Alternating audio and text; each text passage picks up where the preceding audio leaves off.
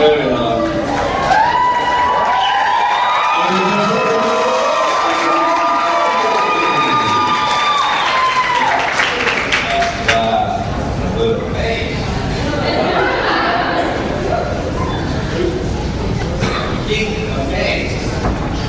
and gentlemen, welcome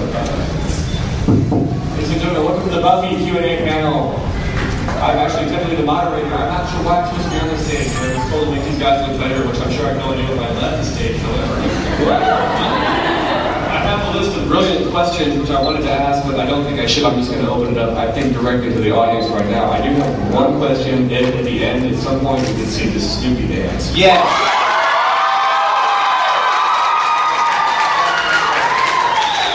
Talking in the back, James, so what's the question that you get asked most? Is it this movie next? So I just became that guy in the first 10 For the seconds. past 10 years, I'm going to stop. Snoopy dance. Ladies and gentlemen, stars of Buffy. Right on. There's a microphone. There is a microphone set up back there, or if people don't want to make the trek, if you have power to enunciate and vocalize, just scream, I guess. And then we'll use your indoor outdoor voice. By the way, y'all, you can ask me anything that you want to ask me. I dare you try to embarrass me. It has not happened yet. Seriously, man, I challenge you. But I will not necessarily answer anything you ask. I might just go, but you can try. I get embarrassed quite easily, so oh, see, I'm embarrassed. There we go. Let's start with you in the blue.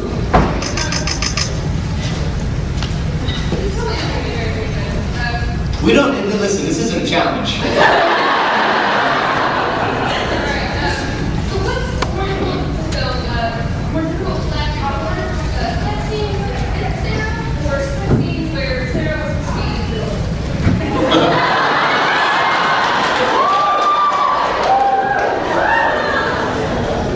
Wait, do you mean Buffy? Yeah. Okay.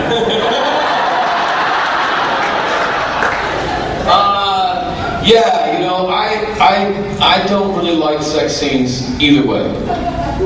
When you show up to work and you're being paid to have sex with somebody, what is your job description? You know? And I like to kind of be the initiator, you know? So when someone says, action, do it now, I'm like, no, I don't feel like it. I don't really want to be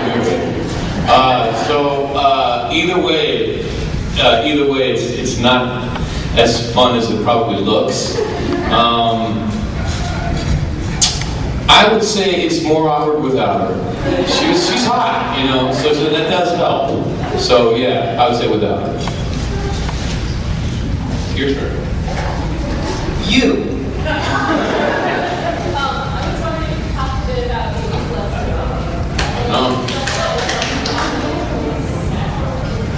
Well, I mean, what do you want to know about it?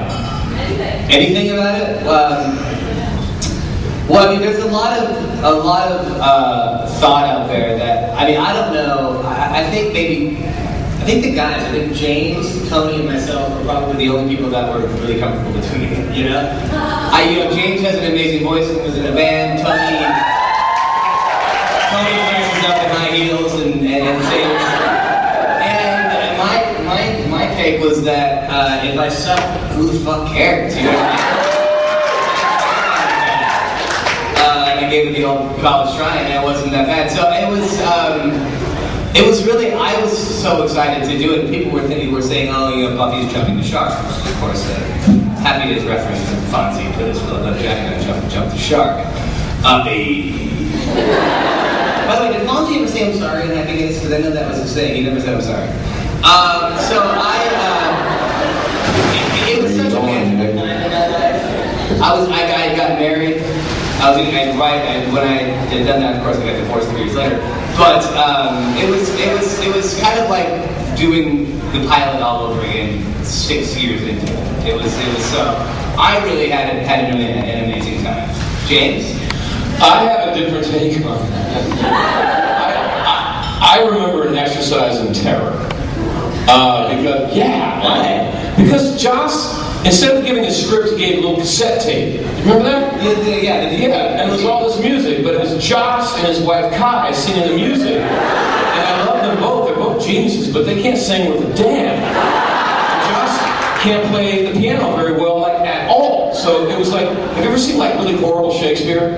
It's terrible, and you can't, no matter how well something is written, it does not survive bad performance. So there was, I thought, like, dude, you're insane.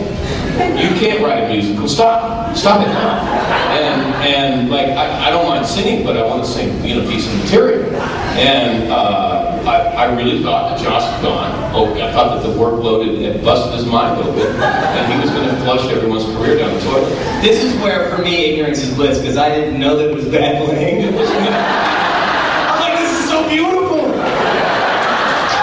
But I remember when I was proud, I was like, there were, and Nick is right, there were cast members that were very uncomfortable performing music, because they didn't get hired to be musical performers. And it was like asking people to suddenly juggle chainsaws, you know, like, I didn't tell you I could do that. But everyone begged Joss not to do it, or not to make them do it, and he wouldn't be, you know, he wouldn't be dissuaded, he never is. And at some point, people just kind of started to work really hard. And a bunch of voice coaches came on the set, and a bunch of dance people came out, and everybody started to really kind of knuckle down and decide to do it. And it was your dance, Xander dance. Josh cut first, but he shot that first, and he cut it, and he wheeled a little television onto the soundstage. He said, "Look, man, it won't suck." And he showed us the dance, and it was awesome. And we went from just abject terror to like, we're gonna rock! But I was most proud of the company as a company at that point, because we really thought that it was doomed, but we decided to try our best anyway. My turn. Okay, James. Oh, power! My brother! And a cool t-shirt, yeah. So next year, I guess like 10 years since the series ended and everything like that, you guys know if you guys do like a reunion or anything, or No, we never told these things. We're kept in the dark like mushrooms, man. No. Yeah, I don't know, like a reunion just to get together, say hi. not like a mixer between you guys, but like a cool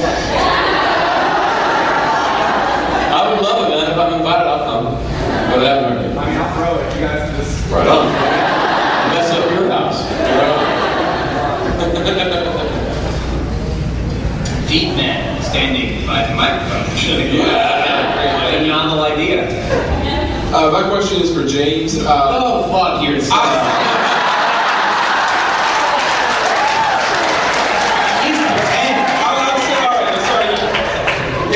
It's a Buffy/Angel question, and I don't think you were ever in Angel, so okay. So I'm sorry. I've also never seen an episode. Well, fuck you too. But my question to James is, what was it? Was it more fun on the set working on Buffy or working on Angel, or was it about the same? You know, it was the same writers, it was the same directors, it was a lot of the same cast. So it was a very similar experience. The only difference for me was, on Angel, I imperiled the theme. On Buffy, I imperiled the theme. On Buffy, vampires were supposed to be ugly and very quickly dead, because they were metaphors for the problems that you overcome in adolescence. And Joss got talked into one romantic vampire, that was Angel, by his writing partner, David Greenwald, and he was like, "That's it, no more. I don't like that and rice crap." And I remember like about 4 episodes in, when I started working on the show, he backed me up against the wall and said, "I don't care how popular you are dead, you are dead, you are dead." And that was like, it's your football, dude, it's okay. And so, you know, they really had to make sure that I didn't like ruin the theme, you know, in that way.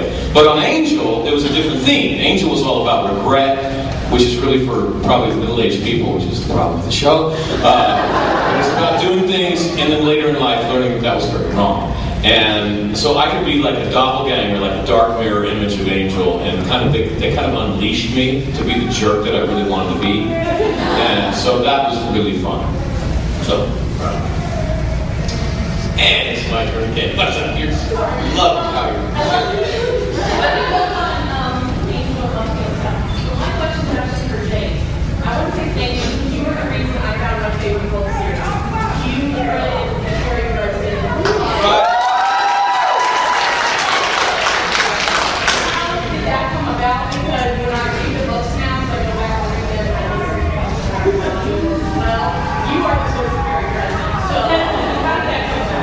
Jim Butcher saw Buffy, and for reasons I'll never figure. I guess he found out that I did the fake English accent. I could do accent. I had no idea, man. But he just called up my manager and said, "Does he want to read the book?" Thank you. You didn't say crap, did you? Crap. That's a good thing. Crap gets good for you. I'm so sorry. I didn't read the last book because of the scheduling conflict, but I will be doing the next one. So. Oh, yes, you. What was your all's favorite episode of Buffy and why?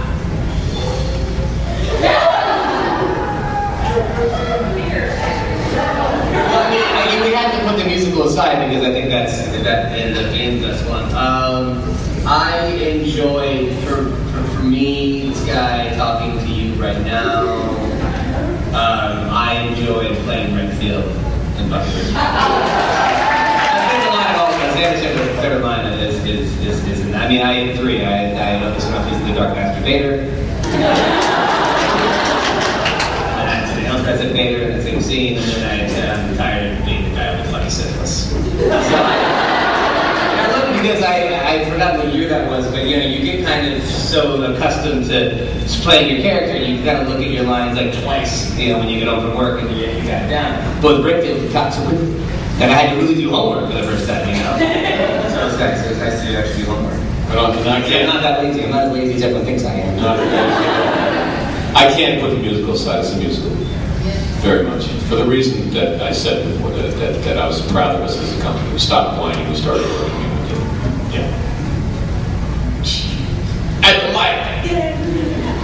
This question is for both of you. Obviously, you're not Xander or Spike, but what elements of the characters are similar to your personalities? And also, did you find that as you play the characters over the course of the show, that different elements of those characters kind of slipped into your personality? Psychologist? I am a psych major, actually. They, when you do a series for anywhere from 3 to 7 to 10 years, the writers start writing. I mean, it's different for James, because James is playing someone who's totally different. I was essentially playing myself, so they would start to write my dialogue as I spoke, in my cadence. So when you're playing like an alive person that's not undead or whatever, it's true. I mean, like even on Criminal Minds, it's written as that. So you're playing a normal person without a brilliant accent, by the way. It is written as you are, with your sensibilities and how maybe your sense of humor stuff. Yeah, for me. You know, if I describe myself in a few words, one of those words would be enthusiasm, and that's just not Spike.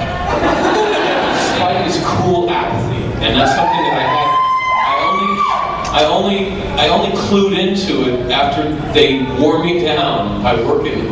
You know, we were known as Buffy the Weekend Slave, right? We would work 12 to 20 hours a day, and at that schedule, at some point, you're just like, yeah, I'm just going to say these lines. Yeah. And I noticed that, and I finally kind of gave into that, and I felt so guilty about it. Then I saw the episode, I was like, that's the best Spike I've seen. That's it! I just don't have to care! And I remember one, this is with Nick, one episode, like, Xander, like, they're all hurt in the corner, and everyone's gathered around you, and I'm, like, sitting back on the sofa watching, and the director goes, you're a series regular, and he's a series regular. He's fervent. You gotta go care about that. I'm not, okay.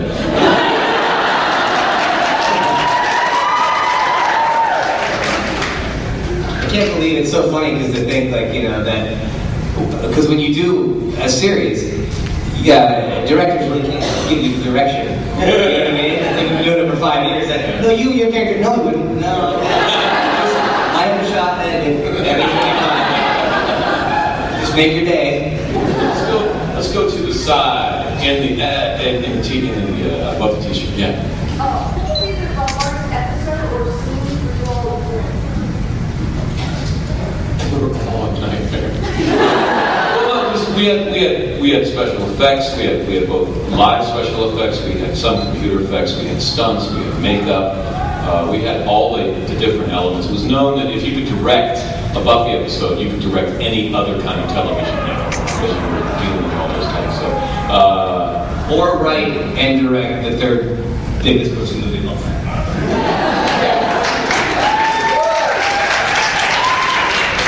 My shit was easy.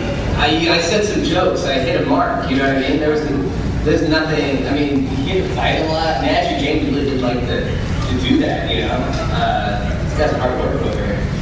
You know, by the way, enthusiasm. I see your stuff. Your old stunt double lives in Venice, and I see him all the time. Yeah, right. Yeah. He makes like Polynesian food. You better tell him you like the food, though. Of course. Right on. Boy. I don't know. Oh, should we go to the side maybe? How about enthusiasm? You. I love Santa because he did have magical powers. However, if he could have had magical power, what would it be?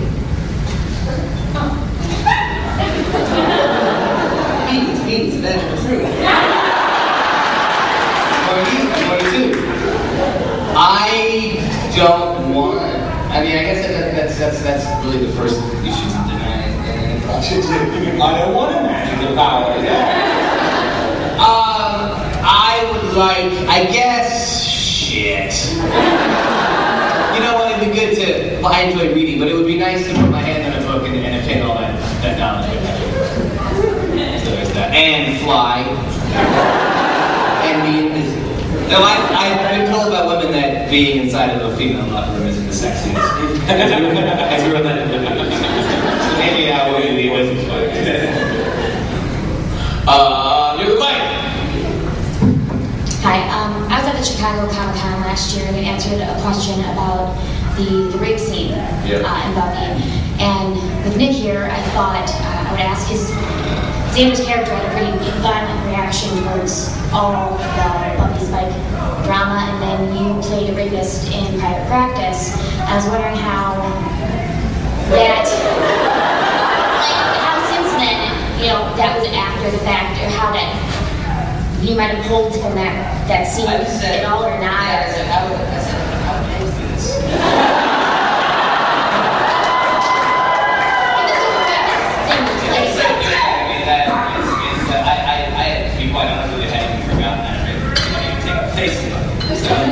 Like I said, that answers your question. I mean, the playing a rapist or playing a woman I played, it's not like you don't play like a rapist. I didn't do anything wrong. You know what I mean? That's how you make it real. You know, you don't play to the part. So it's there's no direct correlation. I didn't juxtapose anything from Buffy to Private Practice. James, did you see him play? What's that? I was wondering, James, did you see his character on Private Practice? I saw the character, but I did not see the rape. Yeah, that's okay. It's hard for me to watch that stuff on Yeah. TV. If I know it's coming, I turn the TV off. If I know it's in a movie, I don't go see it. I literally kicked the television to death because I got surprised. So I don't. And then playing that scene was not a good day for me. Yeah. I remember going to Steve tonight and going, "You have no idea what you asked me sometimes, huh?" Anyway, back to funny. Your turn. Oh, hi, blue shirt. Hi. Fourth row. Hi, Green. And So, not to talk about it before, but in working with Sarah Jeffrey, and a lot of times during what is it like for that? well, he's kind of an amazing man. He really is. You know what I mean? He's a genius man. Yeah. But we actually, Joss and I, we had this way. We didn't have to talk.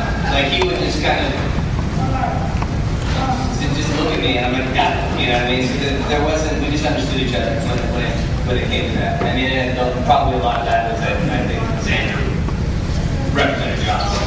So I just think that we had that total understanding of each other. They'd be like, Nick, got it. You know, all right, cool. And then we just kind of get it done. Yeah, so it's a lot different for me than it was for Mr. Marston. Yeah.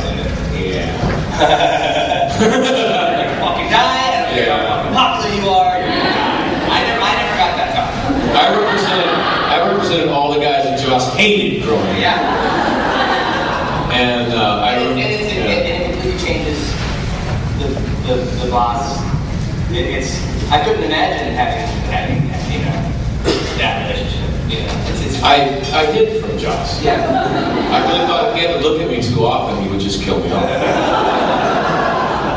But I remember at the very end of, I think he came in to direct, was it an Angel episode? And he'd asked for something very specific on one thing, and I think I did it. He just came up and kissed me on the mouth. I was like, well, I guess that's good. I guess he's forgiven me for whatever I did. I had no idea what I did, but okay. And they stopped it. Right on. In the purple.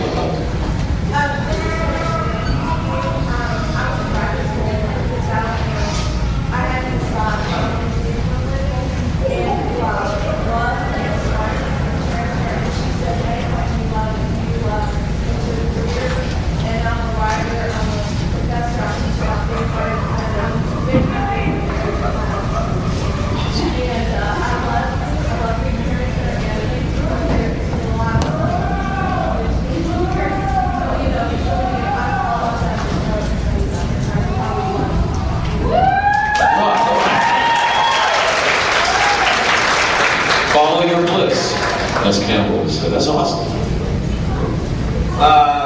Blue shirt, middle pattern office. Yep, he's a Joss. Just if you guys, questions for both of you, just future projects I think you guys are working on, ideas for the future with the direction you guys are going on. Dave, you're working more on music, or concentrating more music coming out. Maybe with some guys future projects on that. Just kind of what you guys are doing in the future. I just go back to Criminal Minds in July. I think I'm going to do a movie where I play a really horrible killer. So funny, people say, it's like, you never get these parts, and it's like, I get these parts a lot, like, these crazy, weirdos. And there was something else, but I really forget what it is. Yeah, I just finished, I'm a reoccurring character on a TV show that I can't talk about, but I just finished one episode right before I came here. So that's why I'm limping. There were some stunts involved and concrete, which I just love. There will be a movie called Dragon Warrior coming out probably in about a year. It's a 2-year turnaround because there's a lot of special effects. Where I play a wizard that gets his heart broken, and so he trains a dragon to kill anybody that falls in love. I'm on fire, yeah! But I'm also adorable at the same time. And then, let's see, books on tape, Jim Butcher, also Vampire Empire just came out. And then I'm going to start another series in July, and I forget the name of those books. And then, like I said, I'm doing music. My band just came out with Murphy's Law, debuted at 106 on the iTunes Top 200, and we don't suck.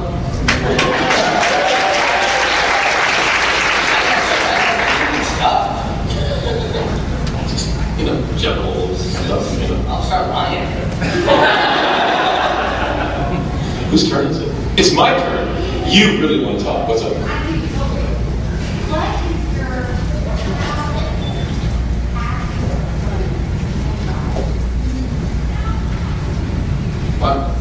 What, for both of us? Just for James? I kicked the shit out of a one-man show. I did an amazing job. One-man shows on stage are rough.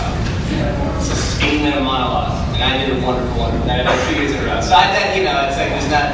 We're sold it every night, and none of people saw it. But I was proud. Because I started doing theater like 5 years ago, and so I got this thing, and I'm like, all right, cool. And I was terrified. Talking about terrified. We had our first preview, and I'm still in the book. And I wasn't allowed to say lines the first time, and I just, so I think accomplishing a one-man show is, for me, was because when you do that, you feel like you do. Yeah. Okay, this is going to be so boring. Ibsen's Dollhouse, which is, it's a play about a woman that decides to leave her family to become herself, right? And it is, usually it's done improperly, because the guy that plays her husband plays him like a complete jerk, and for like 2.5 hours, everyone is just waiting for this woman to leave Torvald, and everyone's just going, just leave him, leave him, leave him, leave him. And I kept arguing to the director, look, this guy's got to be the best guy in town. He's got to be the most sensitive guy that we can come up with. He's got to be the best that the culture has to offer, and still be putting her in a little box, a suffocating box that she has to escape from. Because this play is not a great play because it is an indictment of one man.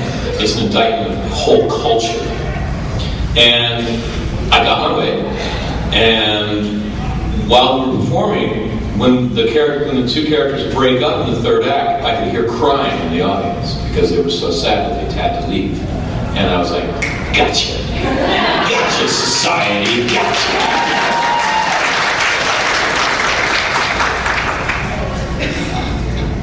Hey, little yellow.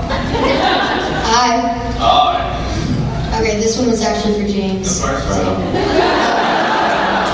What does it feel like having all the makeup on your face? Like, you know, it felt fine. You know, that's surprising. It's not.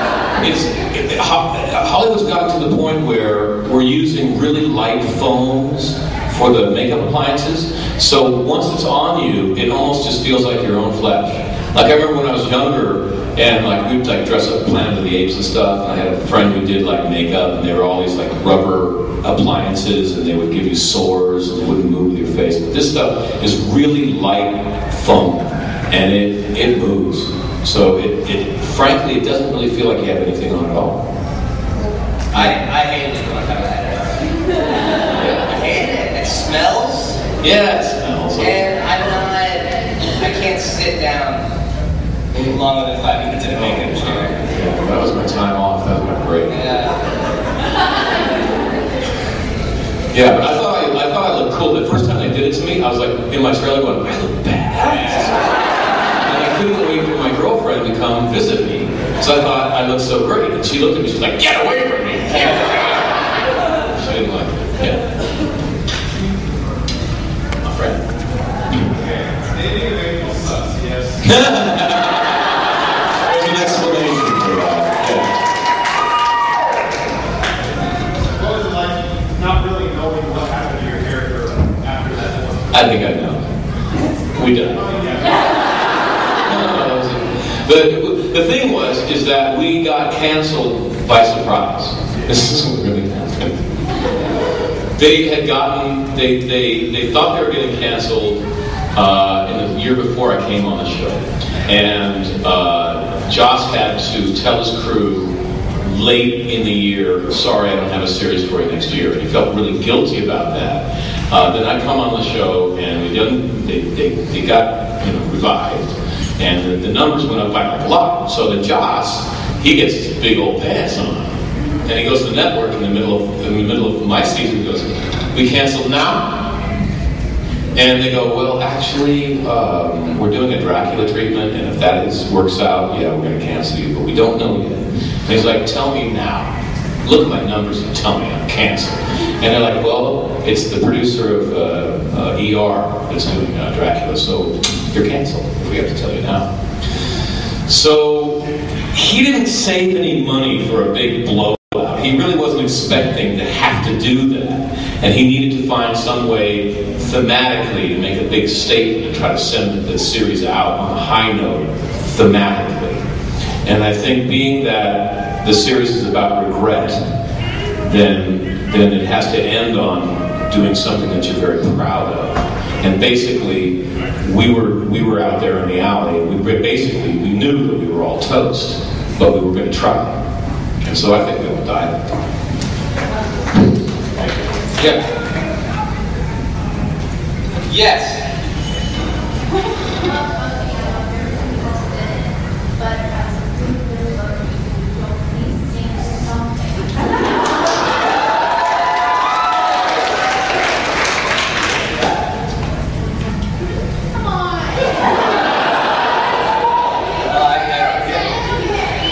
don't wanna kiss or hold your hand. If that's funny, try and understand. In this world there's nothing I would rather do. I've discovered I'm in love with you.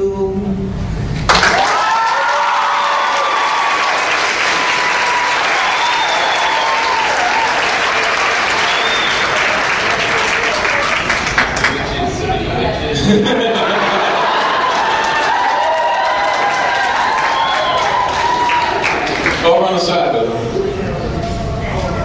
Now that Mr. Reed stays Star Trek, we expect to see you in 20 years. Weed's doing Star Trek? Seriously? I hadn't heard that. Is this true?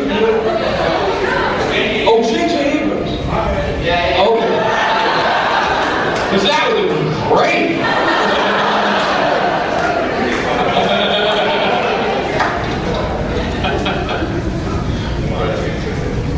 Yeah.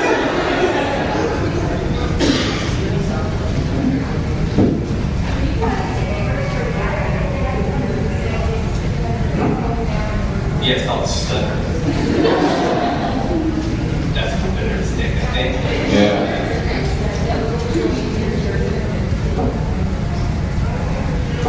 No, man, I had those in life. That's why I. Yeah, it's actually the only time that didn't happen because I never stick or anything. It's, Because you can plan everything out, so you just eradicate all that. you do what you just do it on a tape. Yeah, You know what I mean? yeah. So, No, I started in 4th grade with Eeyore. I thought I got the pathos of the character. But yeah, that was when I felt at home was on stage. Hello, in grade, in glasses. I gotta say, you guys still look really hot. Nicholas, do you ever feel bad that you get put in these roles that kind of hide that you really do have a great movie?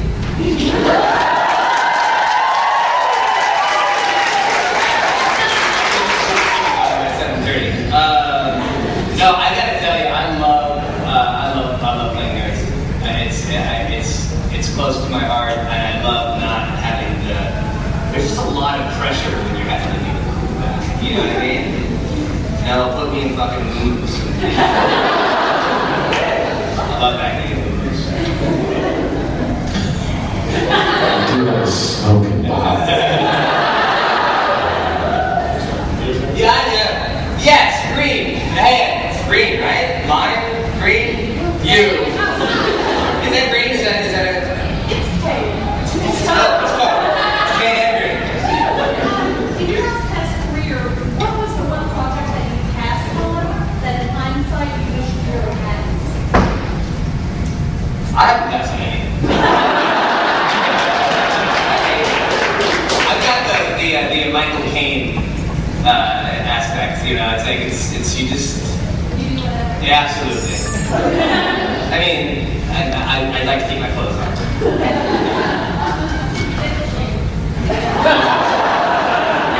There was a job I quit that I wish I hadn't quit. I was working for Jerry Bruckheimer on a cop show. Anthony LaPaglia was Without a Trace, right? And they were paying me dirt, just nothing. And my manager was like, take the money, if you get anything more, take that. And I didn't really realize that they flew the whole company to New York, not the whole company, but a large section of it to New York, just to fly me in on a helicopter, just for that one couple of shots to get me onto the show.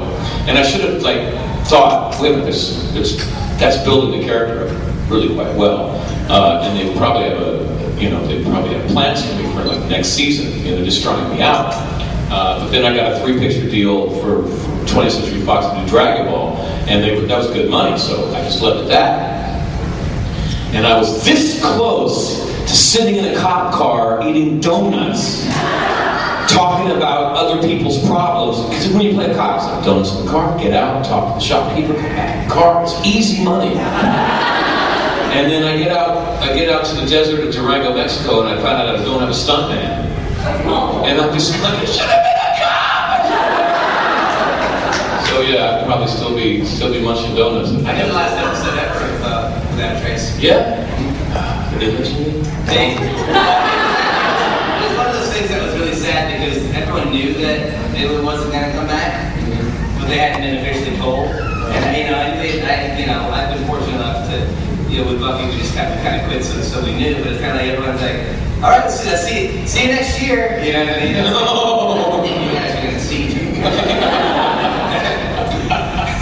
You're going to find out if you really like each other now. Yeah. Hey, little guy, microphone. Yes. Okay, this is a question for both of you. Do you wear the cheese, or does the cheese wear you?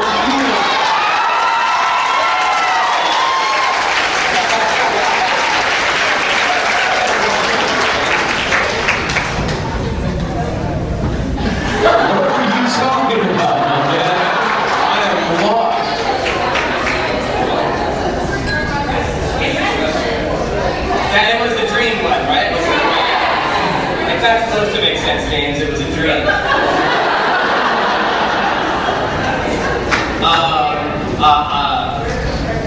No, it's like that one. So, have you quit beating your wife yet? You know what I mean? It's like, either way, you incriminate yourself. I think the cheese would wear me. Yeah. Yeah. It would wear me. And my love, yes.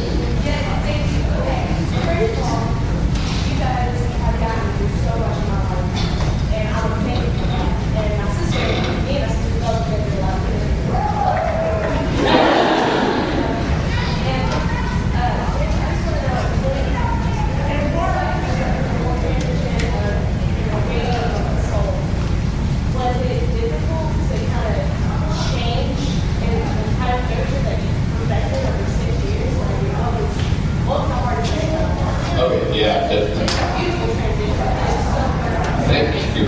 Because I had a real problem. The thing was, I knew that, see, they built me up like really cool, thinking that they were going to kill me off after 5 to 10 episodes, right? And then having decided that they weren't going to kill me off, they started undercutting the character just so that I could fit into the show. And I got to the point where I was like, okay, you can write anything you want for me to do. You can make me say anything, you can make me do anything that you want, but how the audience reacts to me, that's my department. So I decided that I had a soul. I didn't tell Joss about it, but I was like, I'm playing this character like I'm full of soul. I eat soul food, listen to soul music, I got soul. And so when he said, you're going to get a soul, I'm like, oh no, what did I do now? I have no idea how I'm going to change the character. With reference to going through all the, all the horror of like, in my mind, Spike was getting revisited by all of his victims, and they're all telling them exactly what he took from them, right? So I was, for months on end, beating myself up with everything that I felt guilty about as a human being, and I was slowly going crazy, frankly. It was not very good. I was like going around like, yeah, it was messed up. It would have been funny though if hilarious. If you would play it where when you got your soul, you acted like you didn't have a soul anymore, and you told Josh, like, well, I've been playing like I had a soul, so now I got two souls. So it's something inverse. Maybe that'd kill me, buddy. I'm having a pleasure to do. People with two souls equal around. Ladies and gentlemen, you're going to hate me, but we are out of time.